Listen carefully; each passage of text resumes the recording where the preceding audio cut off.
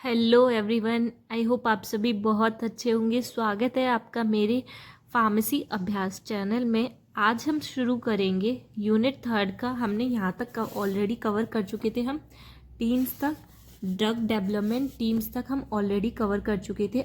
आज हम पढ़ेंगे इसके आगे नॉन क्लिनिकल ड्रग डेवलपमेंट्स। यहाँ से हम स्टार्ट करेंगे, ठीक है। आज इसके बारे में पढ़ते हैं और इसके फ्री नोट्स डिस्क्रिप्शन में अवेलेबल हैं। अगर आपने नहीं देखे हैं तो वहाँ से आप जाके चेक कर सकते हैं, ठीक है। प्लीज़ चैनल को सब्सक्राइब कर दीजिए अगर आपने नहीं किया है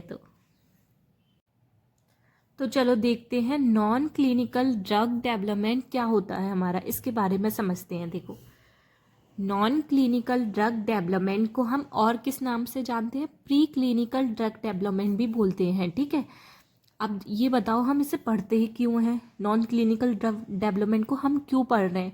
क्योंकि हम इसके बारे में जान सके कि इसका फार्माकोलॉजिकल और टॉक्सिकोलॉजिकल रिस्पॉन्स क्या होता है। हम इसे पढ़ते हैं, हम इसे फार्माकोलॉजिकल और टॉक्सिकोलॉजिकल रिस्पॉन्स देखने के लिए हम इसे एनिमल पे टेस्टिंग करते हैं पहले, ठीक है। ह्यूमंस पे टेस्ट ना करके डायरेक्टली हम पहले एनिमल्स पे टेस्ट करते हैं, ताकि हम ये इंश्योर हो जाएं कि हमारी ड्रग की सेफ्टी और एफिकेसी बहुत ज़्यादा अच्छी है। फिर तभी हम जो है ह्यूमंस पे देते हैं, ठीक है।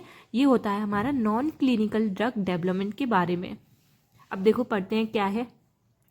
Pre clinical drug development involves pharmacological and toxicological assessment of potential new drug in animal model in order to stabilize। पहले क्या करते हैं हम? फार्माकोलॉजिकल और टॉक्सिकोलॉजिकल रिस्पॉन्स चेक करने के लिए हम एनिमल मॉडल्स पे जो होता है इसकी टेस्टिंग करते हैं सबसे पहले, ठीक है।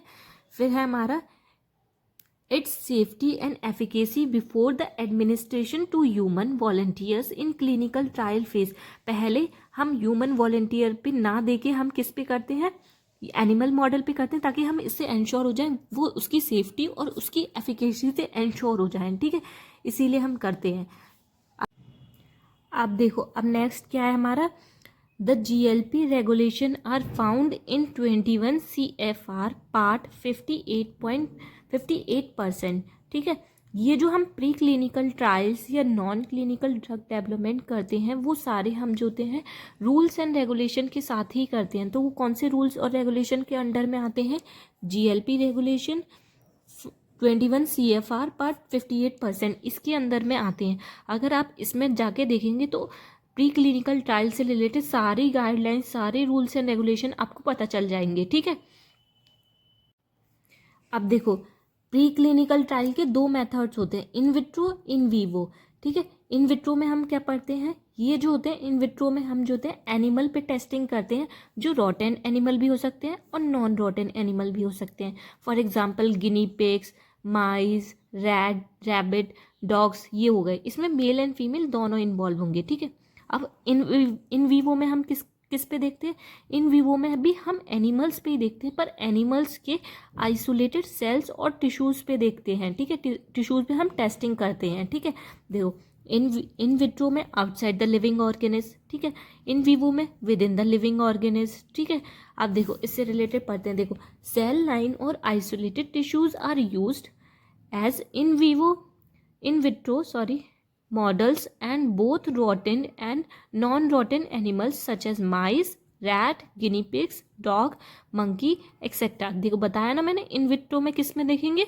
जो रोटेन एनिमल होंगे, नॉन रोटेन एनिमल होंगे, ठीक है। जैसे कि mice, rat, guinea pig, dog, monkey, इन सब पे। और इन वीवो में किस पे देख रहे थे? सेल लाइन्स और आइसोलेटेड टिश्यूज पे हम टेस्टिंग कर रहे थे, ठीक है। देखो, it is used as animal model testing. ये एनिमल मॉडल टेस्टिंग के लिए भी यूज़ किया जाता है, ठीक है। Pre clinical study can be taken up to 2 year to complete. ये प्री क्लिनिकल स्टडी हमें कंप्लीट करने के लिए लगभग 2 साल लग जाते हैं, ठीक है। ये हो गया हमारा नॉन क्लिनिकल ड्रग डेवलपमेंट के बारे में फिनिश, ठीक है। अब हम नेक्स्ट देखेंगे अपना। नेक्स्ट हम पढ़ेंगे pharmacological drug metabolism and toxicological के बारे में पढ़ेंगे, ठीक है। इसे देखते हैं अब।